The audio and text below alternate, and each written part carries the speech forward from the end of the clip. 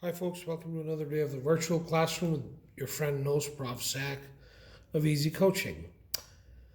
I thought it'd be best to shift gears today and just kind of go back to the GRE vocabulary section. Today, I come to you with sentence equivalence, one of my favorite sections on the GRE vocabulary tests. Um, Before I proceed to actually solve a test with you, pretending to showcase myself to be just a student, because I never look at these tests beforehand. I never memorize any of the answers. Before I begin solving this test, just as a student would, this is a website that I often use with my students for their practice. It's a very useful website called majortest.com. They have questions by many standardized tests on there. It's a great practice platform.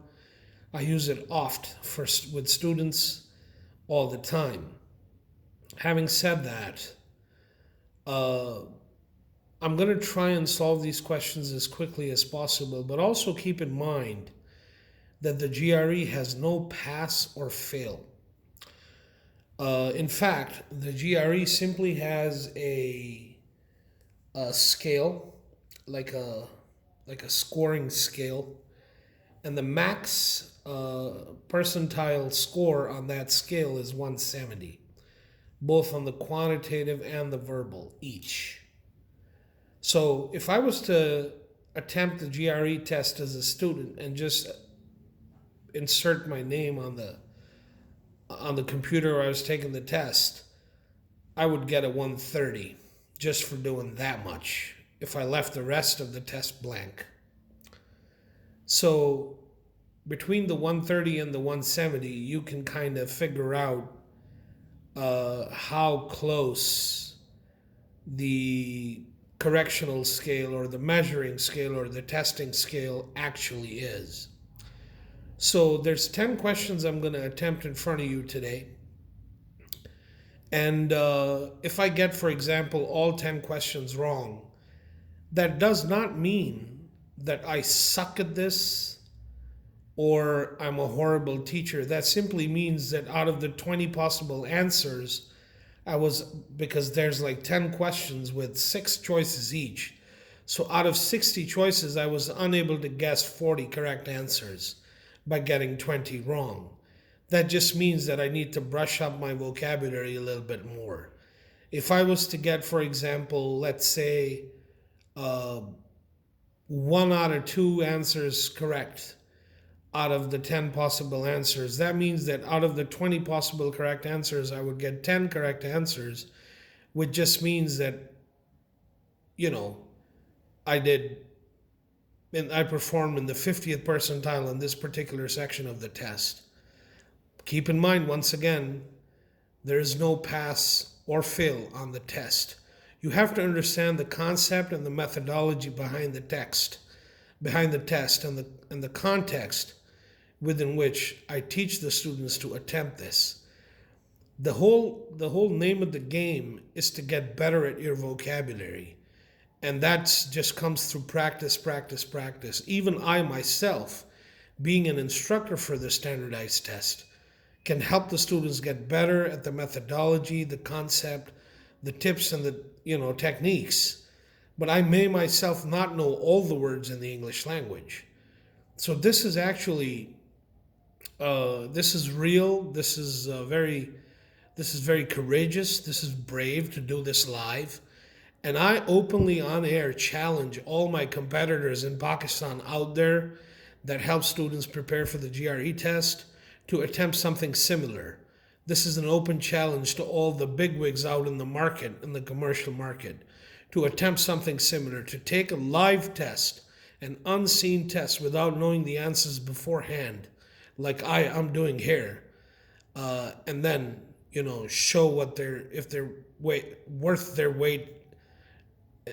their name and their weight, something like that. I'm trying to say, if they're worth their weight in gold.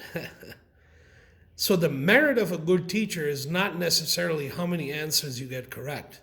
It's just that how many words are you able to help the students learn, and how well you're able to get them familiar in the methodology and process of attempting this test. So, anyways, after that big spiel, I'm just going to quickly attempt 10 questions and we'll see where we stand. So, here we go.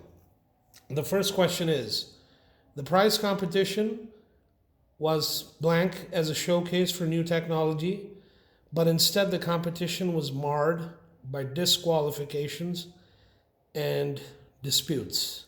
I'm going to think out loud here and talk to myself now. The prize competition, not disappointing, because I have to keep the grammatical context in mind as well. Touted, which simply means the same thing as heralded. And by the way, in the sentence equivalence questions out of the 6 choices, the test requires you to mark 2 possible correct answers. Out of all the given choices in the first one, it seems like touted and heralded seem like the best choice. So I'm not even going to waste any more time on the first question. In the best interest of time, the new institute provides intensive postgraduate teaching to a wide range of students, in the hope that these students will use their knowledge to boost the country's. Can an economy be bankrupt? Unless you're planning country summer, which happened with one of the countries in the African continent, they actually did go bankrupt without naming any names. Flagging? Not bankrupt, I eliminate that. I don't know if it grammatically fits there. Not booming, certainly. Domestic, we know that. That's a given. It's implicit, so we don't even need to select that as an answer. Languishing. There we go.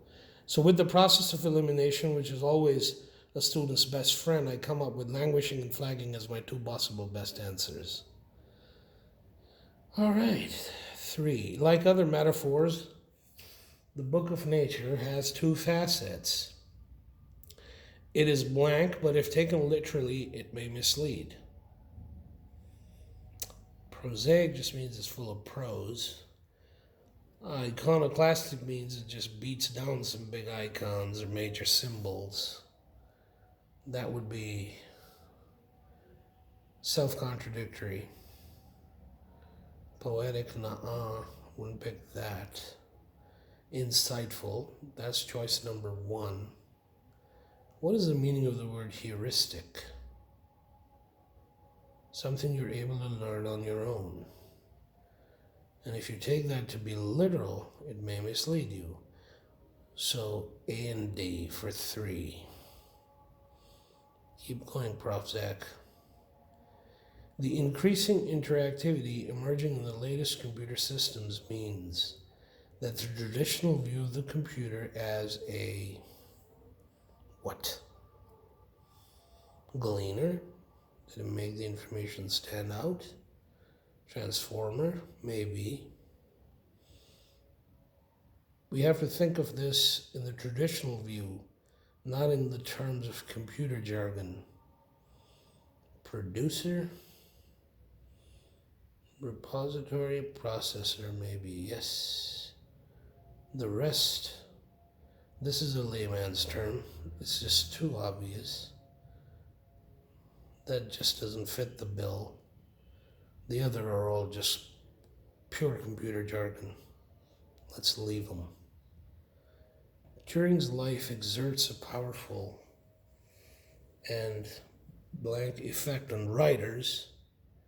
The combination of the highly intellectual and the personally dramatic is hard to resist.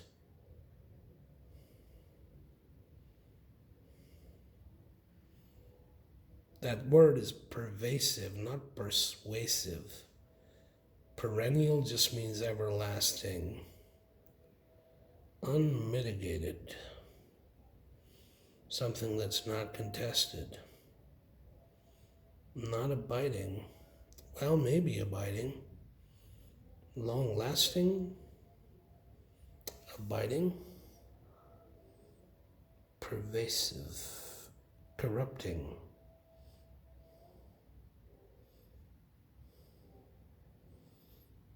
unmitigated, irresistible, which is a double innuendo, multifaceted,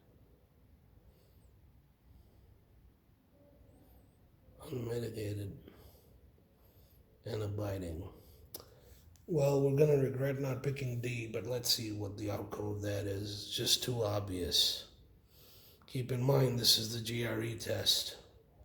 The choices are never simple. As a result of his regimented upbringing that left him unable to see the nuances of complex situations, he was often accused of being. Left him unable to see the nuances of complex situations. So he can't see the nuances of complex situations, so he's imperceptive for one. He's not committing any xenophobia, and he's not imposing himself on anyone, so he's not boorish. He's not obtuse. Indecisive, maybe. Yeah, let's go with those two. Time is short. I don't want the video to be too long either. It's paradoxical. The string theory inspires such widespread respect when it is so.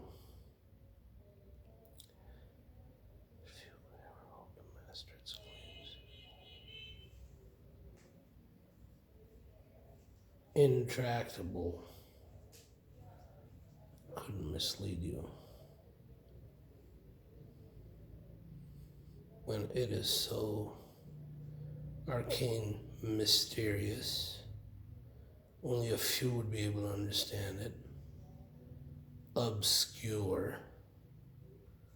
That's two obvious choices.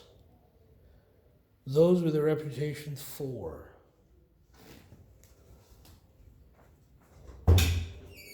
Unwavering adherence to a viewpoint is more admired than flexibility.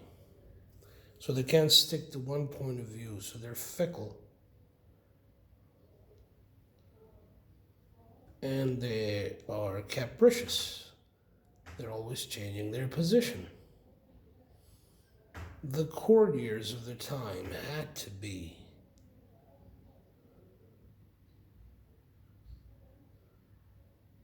Servile, taciturn they can't be, servile, and docile. Okay, so this was a simple question, I believe. Forgiveness was fine in theory, but she had trouble in accepting a religion that would allow denial.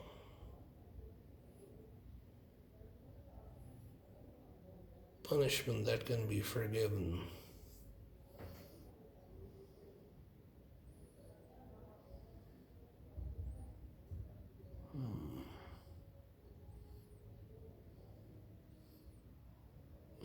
That's double contradictory right there.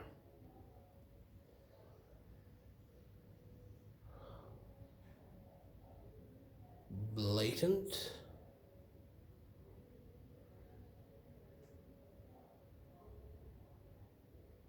Recalcitrant. I'm leaning towards venial, but somehow or the other, venial is just a sin that's not major. It's just a slight sin. I think we're looking for a bigger word here. Recalcitrant.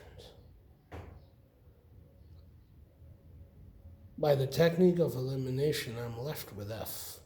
Let's just go with it. So that's 10 questions right there, and I just solved them in front of you, raw, just like a student would. Sentence equivalence, GRE, vocab, from the verbal section of the test.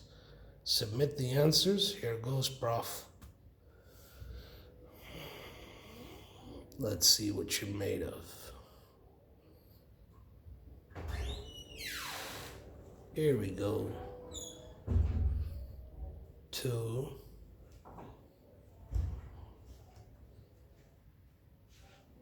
6, 9 wrong, 6 wrong, 4 correct. Let's see. 1 choice wrong, 4 completely wrong, 5 1 choice only, 6 1 choice only, 9 1 choice only. So 2 questions entirely wrong, excuse me, and 4 choices, only 1 choice wrong. Excuse me. So we were not bad. We didn't do bad at all. Let's see. 3 was, what question was it? Yeah, this commercial comes up. So what does he say the answer to 3 is? AD. What was our answer? BD? No, the correct answer is BD. Our answer was AD. Let's see. A, so heuristic was right. And D. So where did I go wrong? What? How did I pick BD? Didn't I say heuristic for this one? Oh, he says perceptive. Insightful and perceptive of closer in meaning. Okay, I get it. B, C, E, F. My choice. Question number 4 was B, C, huh? Let's see.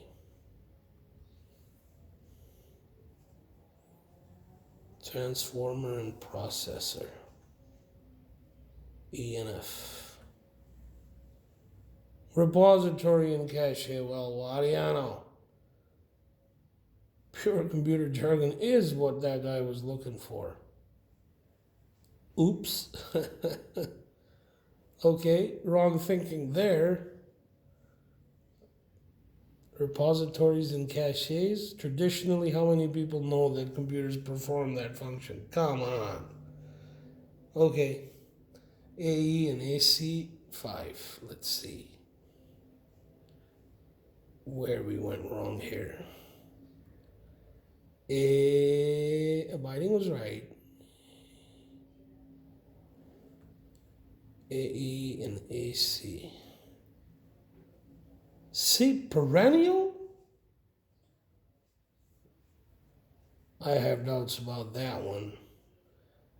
6, AF and CF. Let's see here. AF and CF. Obtuse. I should have known. Okay, so obtuse. Indecisive was right. Imperceptive was wrong. Obtuse was he was looking for. 9, CF and BF. Let's see here. So we're pretty close. It's just that computer question we got entirely wrong. That upsets me. CF and BF. C and F. Fawning. Pretentious. Oh. They put up a false face. I hope students, you guys are learning through this activity. This is exactly what I expect the students to do, is learn by trial and error, hands-on, interactive learning. That's what we do here at Easy Coaching. We don't just memorize stuff here. CF and AB.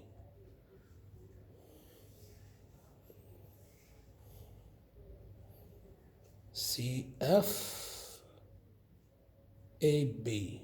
Repentant and contrite.